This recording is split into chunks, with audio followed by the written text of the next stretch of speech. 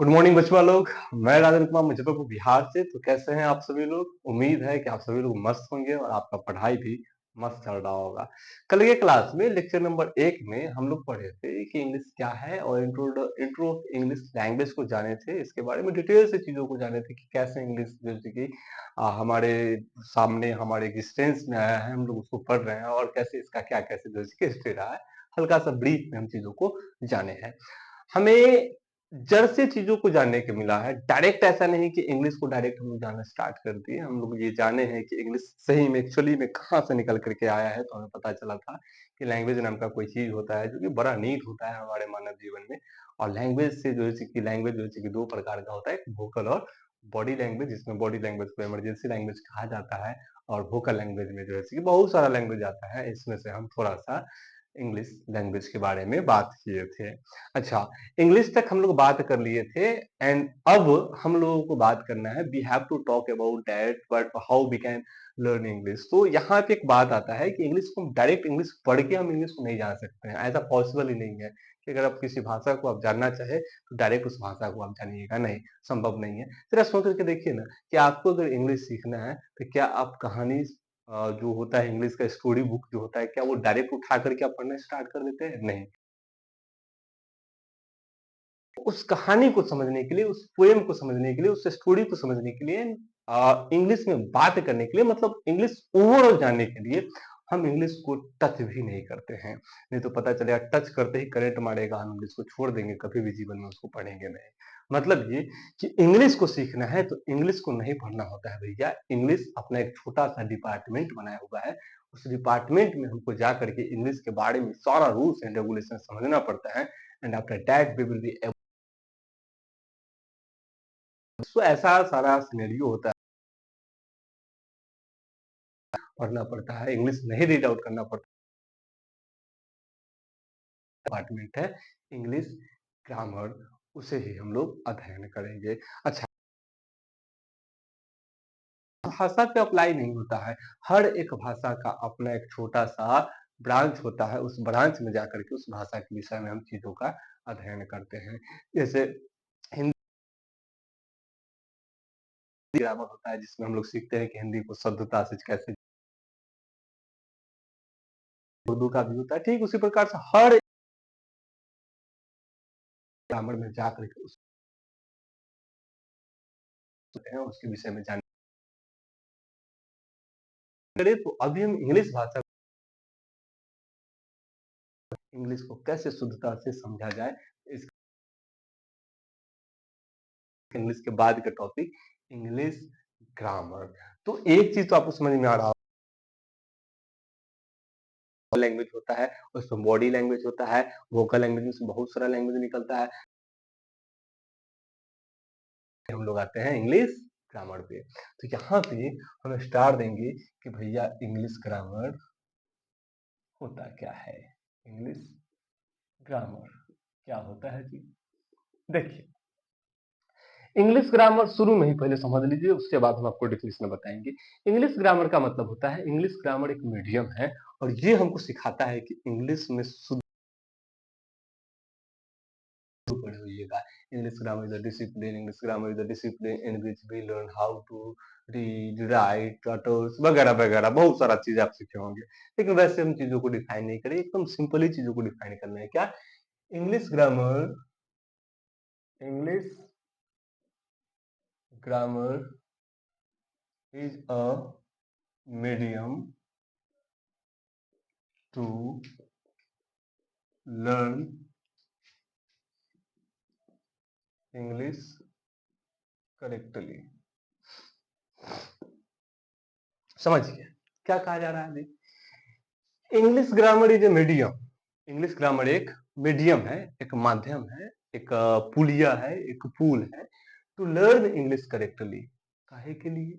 कौन सा माध्यम है? क्या करते हैं हम यहाँ पे, क्या सीखते हैं यहाँ पे? तो to learn English correctly, English को सही सही सीखने का एक माध्यम है इंग्लिश ग्रामर। अब बताइए, जब इंग्लिश को हम सही सही आएगा उसमें लिखना आएगा कि नहीं आएगा, उसमें प्रोनाउंसिएशन आएगा कि नहीं आएगा। तो हम काहेला उतना बड़का डिफिनेशन लिखे? English grammar is the medium, English grammar is the discipline in which we learn how to read, write, terms, pronunciation. नहीं लिखेंगे। हम इतना बात बोल दिए ना कि English grammar is a medium, English grammar एक माध्यम है टू लर्न इंग्लिश करेक्टली। क्या करने के लिए? तो इंग्लिश को करेक्टली सीखने का एक माध्यम है, सही सही सीखने का एक माध्यम है। समझ में आ रहा है जी? आ रहा है। चलिए आइए एगो बात हम आपसे पूछते हैं। हम एगो डिफिनेशन, एगो एग्जांपल लिख रहे हैं, एगो कोई बात लिख रहे हैं। You is a boy. इस सेंटेंस को देखिए, हाय पकड़ लिए, गलत है। हाँ, आप लोग देखिए ये सेंटेंस गलत है। सही क्या होगा कमेंट में जैसे कि आप लोग जरूर जैसे कि लिखिएगा कि सर ये सही नहीं है, ये गलत है। इस के जगह पे क्या होगा नहीं होगा आप देख लीजिएगा, कमेंट में आप कमेंट कर दीजिएगा कि सही क्या होगा। चलिए एक बात हम आपसे पूछ रहे हैं, आपको कैसे पता चला कि ये सेंटेंस गलत है? तो सर आप कहिएगा, बुआ आप कहिएगा कि सर जी मोबाइल है बीच में, ना तो मोबाइल फाड़ के निकलते हम बता देते कि यहाँ पर इज नहीं लगेगा, यहाँ पर का लगेगा, सो हमको पता है। चिंता नहीं कीजिए, हम जानते हैं कौन कौन विद्यार्थी पढ़ने वाला है। आपको अगर पता है तो वहीं से आप सोच रहे होंगे कि सर जी कहाँ आप गलत किए हैं। हाँ, अब सुनिए, हम गलत किए तो है, कहाँ किए हैं जी? तो जी हाँ, यहाँ किए हैं जहाँ आप सोच रहे हैं। यहाँ पे इज नहीं होगा, क्या होगा जी? तो यहाँ पे होगा आर। अच्छा एक बात बताइए, क्या ये बात आपको इंग्लिश में कभी सिखाया गया? नहीं।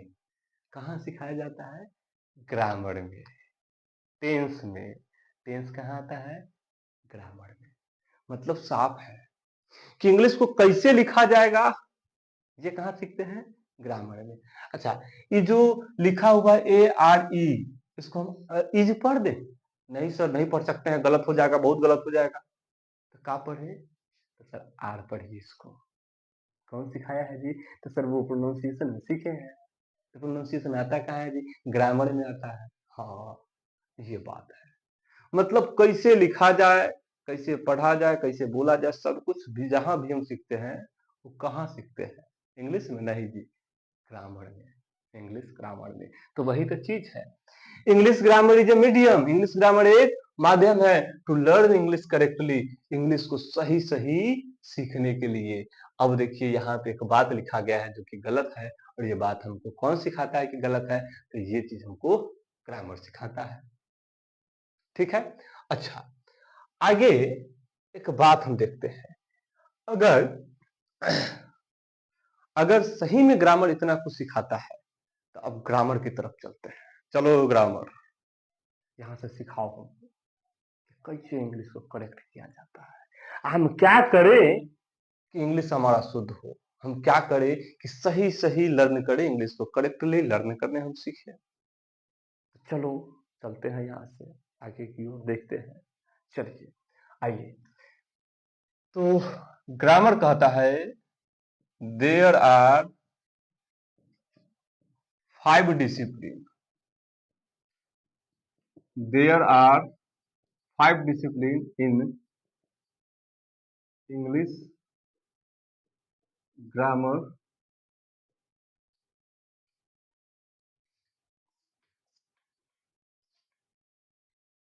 5 discipline in English grammar to learn English correctly. देखिए डिफिनीशन ऊपर है कि ग्रामर क्या है, तो इंग्लिश को करेक्टली सीखने का एक माध्यम। तब कह रहा है कि इंग्लिश ग्रामर अगर तू माध्यम है इंग्लिश को सिखाने का तो चलो सिखाओ। इंग्लिश ग्रामर कह रहा है चलो सिखाते हैं तुमको, 5 गो स्टेज फॉलो करना होगा। कौन कौन? तो कह रहा है देयर 5 डिसिप्लिन, 5 गो स्टेज है, 5 गो डिसिप्लिन है in English grammar, English grammar में to learn English correctly, English को करेक्टली सही करने के लिए, सीखने के लिए 5 स्टेज, 5 स्टेज को फॉलो करना होता है, तब जाकर के आप चीजों को इंग्लिश को हल्का फुल्का समझ पाते हैं। क्या है जी? तो डिसिप्लिन नंबर 1 जो है ये है हमारा ऑर्थोग्राफी। क्या जी? ऑर्थोग्राफी। डिसिप्लिन 2 क्या है जी? तो ये है हमारा एटिमोलॉजी। डिसिप्लिन नंबर 3 क्या है जी? ये है हमारा सिंटेक्स। 4 क्या है जी? तो ये है हमारा पंक्चुएशन। अच्छा 5 क्या है जी? तो ये है हमारा प्रोसोडी। कितना डिसिप्लिन हुआ? 5 discipline. We have to learn these 5 discipline to learn English correctly. इसी पांचों को पढ़ना है इंग्लिश को करेक्टली समझने के लिए। अब देखिए ऑर्थोग्राफी एक डिसिप्लिन है, इसमें हम सीखेंगे क्या? तो लेटर्स के बारे में सीखेंगे और अल्फाबेट के बारे में सीखेंगे। ठीक है। अच्छा एटिमोलॉजी में क्या सीखेंगे? तो वर्ड के बारे में सीखेंगे। सिंटेक्स में क्या सीखेंगे? सेंटेंस के बारे में सीखेंगे।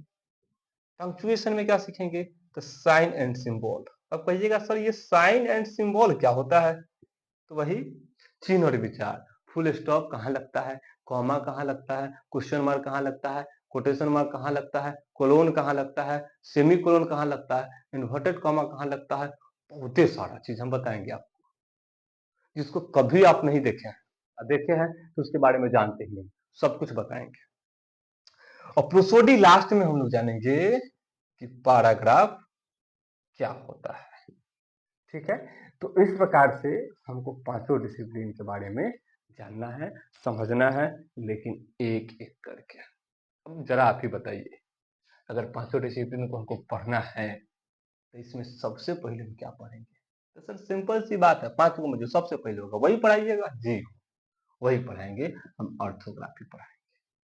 सो अब हम लोग ऑर्थोग्राफी स्टार्ट करेंगे and in the orthography we will know that what is the importance of orthography and what we have to learn in orthography.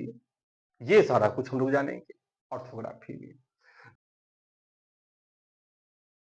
क्या सिखाता है ये डिसिप्लिन? लेटर सिखाता है, अल्फाबेट सिखाता है, इसी के विषय में जानेंगे।